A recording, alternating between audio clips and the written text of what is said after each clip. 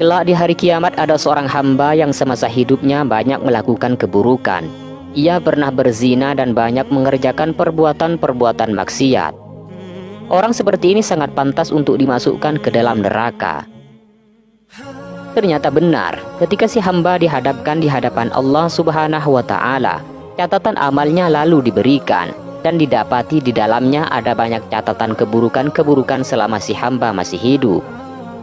Melihat banyaknya keburukan-keburukan itu, si hamba kemudian protes, "Wahai Tuhanku, diriku tak pernah mengerjakan perbuatan-perbuatan buruk ini."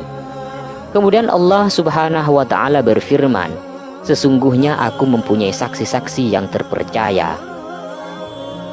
Kemudian si hamba mencoba menengok ke arah kanan dan ke arah kiri, namun ternyata tidak didapati seorang saksi pun.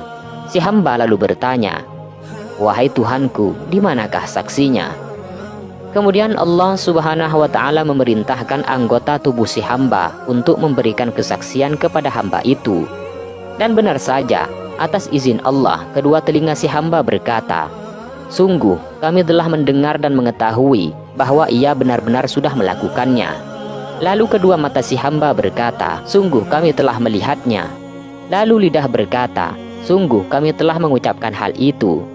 Lalu kedua tangan dan kaki si hamba berkata, "Sungguh kami telah melakukan hal itu." Kemudian kemaluan juga berkata, "Sungguh aku telah melakukan zina."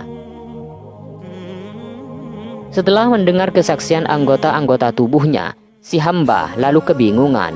Allah Subhanahu wa Ta'ala lalu memerintahkan agar hamba pendosa ini dimasukkan ke dalam neraka. Namun tiba-tiba muncullah satu rambut dari mata sebelah kanan si hamba. Rambut itu lantas memohon izin kepada Allah untuk berbicara. Kemudian Allah Subhanahu wa Ta'ala mengizinkannya. Lalu rambut itu berkata, "Ya Tuhanku, bukankah engkau telah berfirman, hamba manapun yang menenggelamkan satu rambut di antara rambut-rambut matanya dengan air matanya karena takut kepadaku, maka tidak lain akan kami selamatkan dia dari api neraka." Kemudian Allah Subhanahu wa Ta'ala menjawab, "Iya, benar." Kemudian rambut berkata lagi, "Saya bersaksi bahwasanya hamba yang berlumur dosa ini sungguh pernah menenggelamkan aku dengan air matanya karena takut kepada engkau." Setelah mendapati kesaksian rambut, Allah Subhanahu wa Ta'ala kembali memberi perintah agar hamba pendosa itu dimasukkan ke dalam surga. Setelah itu terdengarlah suatu seruan, "Ketahuilah bahwa sesungguhnya Fulan bin Fulan benar-benar telah selamat dari api neraka karena sebuah rambut yang teramat kecil di antara rambut-rambut matanya." Itulah keutamaan menangis karena takut kepada Allah. Hal ini sebagaimana yang dikisahkan dalam kitab Durratun Nasihin. Dikisahkan, kelak di hari kiamat ada gumpalan api sebesar gunung yang keluar dari neraka jahanam. Api itu kemudian menuju ke arah umat Nabi Muhammad Sallallahu Alaihi Wasallam. Maka Nabi Muhammad lalu berusaha menolak api itu, namun tetap gagal. Rasulullah Sallallahu Alaihi Wasallam lantas memanggil malaikat Jibril. "Wahai Jibril, wahai Jibril, sungguh api itu benar-benar menuju ke arah umatku dan hendak membakar mereka." Malaikat Jibril lantas datang dengan membawa segelas air. Kemudian air yang dibawa Jibril diberikan kepada Rasulullah Sallallahu Alaihi Wasallam.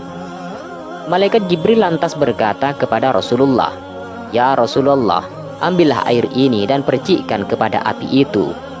Dan ketika Rasulullah memercikkan air kepada api itu, maka seketika itulah api itu menjadi padam.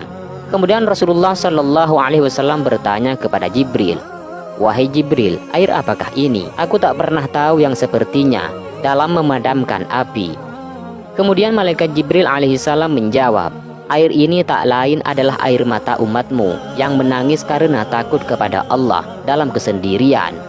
Tuhanku telah memerintahkanku untuk mengambilnya dan menjaganya sampai saat engkau memerlukannya untuk memadamkan api yang menuju ke arah umatmu."